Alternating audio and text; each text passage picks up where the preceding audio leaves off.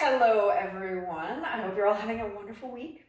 So today I want to talk about squats and give a few little kind of tips and tricks for bettering your squat and some reasons why maybe your mobility in the squat getting lower is more difficult. And if you saw my video last week, I was on vacation. I am back, obviously.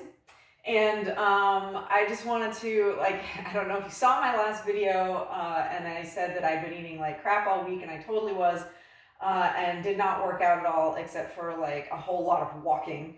But I just wanted to let everyone know, and this is not to this isn't me bragging, this is just me saying, this is why it's not a big deal if you take a week off.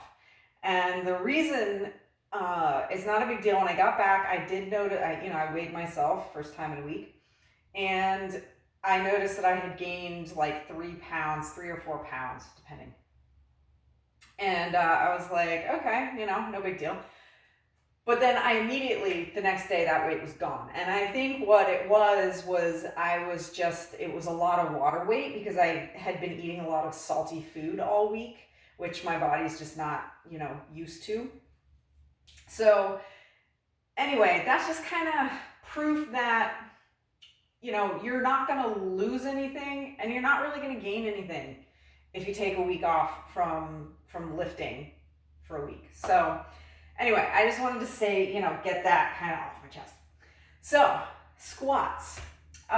So there's like 3 kind of main reasons why you might not have the ability to squat low. And I do also want to say that, a lot of people think like, oh, well, when you're squatting, you have to go like ass to grass or whatever, like get really low. And, if that's your goal, that's great. But if you are someone who doesn't really need to go that low, like in your everyday life, the only reason you would want to while lifting is just to increase your mobility. And you can do that without going heavy and stuff like that. So, your squat depth is really as far as you need to go in everyday life. And that's not to say that there aren't major benefits to squatting as low as possible. There certainly are.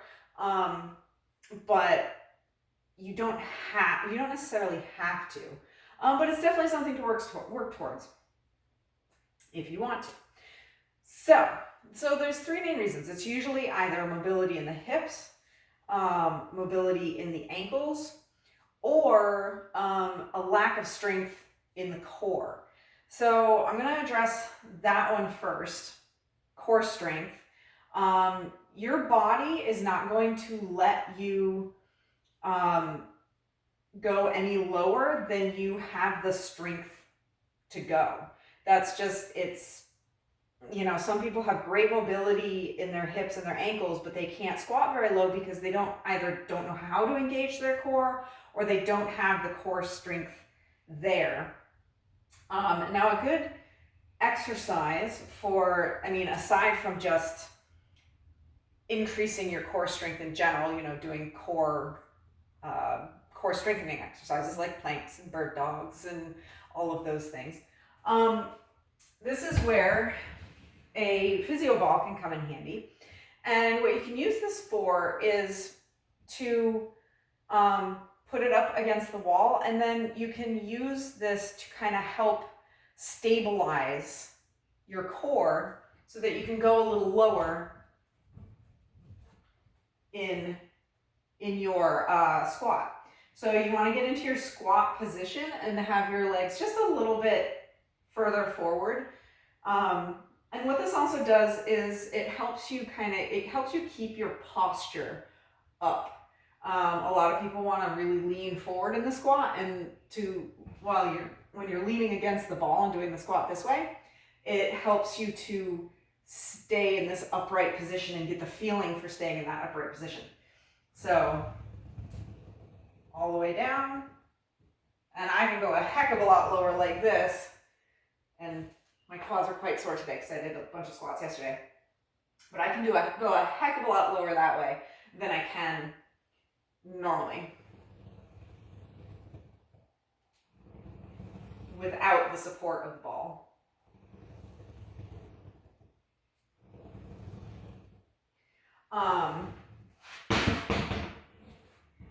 Now, another thing you can do to kind of practice getting into that, lower position. Now see, I can't go as low and I really lean forward without the ball, is find a place where you have like some support in front of you. So I'm going to use the bar, but you can use the back of a chair, like the end of the bed, like something like that. And what you want to do is kind of go to that position where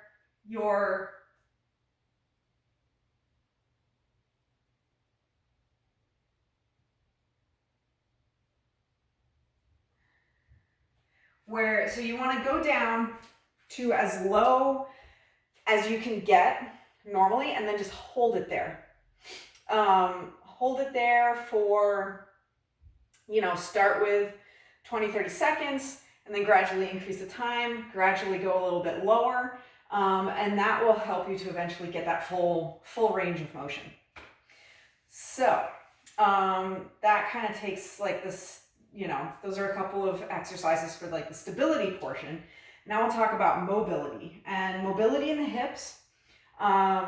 Couple of good exercises for that, and I love these two. I love to pair them. You've probably seen them in other videos. Are Froggers and then the 90-90 stretch. The Froggers are when you have your feet out at kind of a 90-degree angle behind you, and you really lean back, push your butt back towards your heels to feel a nice stretch in the groin area. And then the 90-90 is when everything is a 90-degree angle. Your front leg comes out in front of you at 90 degrees, knees at 90 degrees, ankles at 90 degrees, and the same with the other foot. And then while keeping a nice straight back, don't hunch over, but lean forward, and you'll feel a nice stretch right through here. And those are two great stretches for the hips. I like pairing them because the Froggers get the inside of the hip, and then the 90-90 gets the outside of the hip. And then finally, to work on some ankle mobility is what's known as the combat stretch. And that's when your upper leg, the leg that you've got your one foot on the ground, you're kind of at an angle. And you want to really get down and push that knee over the toes as far as it will go to really feel a nice stretch in the calf.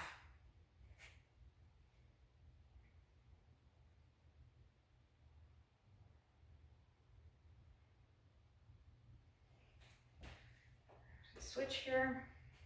So as you can see, I'm at an angle. I'm not straight on. I'm at an angle off to the side.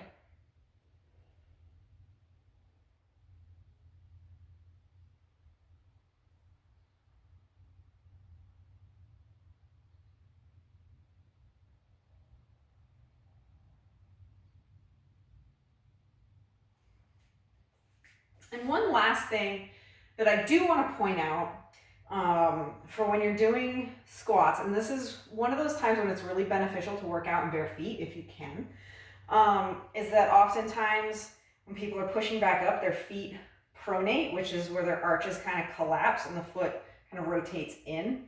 And that puts a lot of pressure on the knees as well as the hips.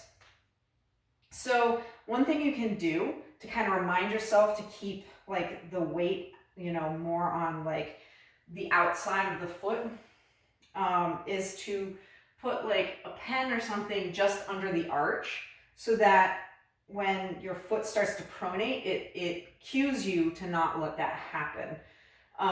When your foot starts to pronate, you feel the pen underneath it, and it helps you to remind yourself not to let that happen. So those are some quick tips for helping to get greater mobility in the squat. And it might take a while, depending on how often you do these. Now, some of these mobility things you can do multiple times a day. And that's really the best way to do it, is to do it every day, multiple times a day, and then you get the most benefit out of it that way. And depending on, it can take months sometimes to really get depth in your squat. I'm still working on it. I'm, much better than I used to be, but it's a work in progress. So I just wanted to put together this. I hope it helped. If it did, please hit the like button and share this video.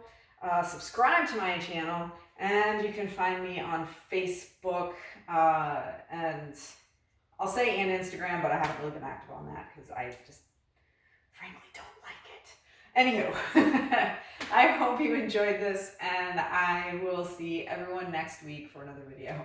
Bye.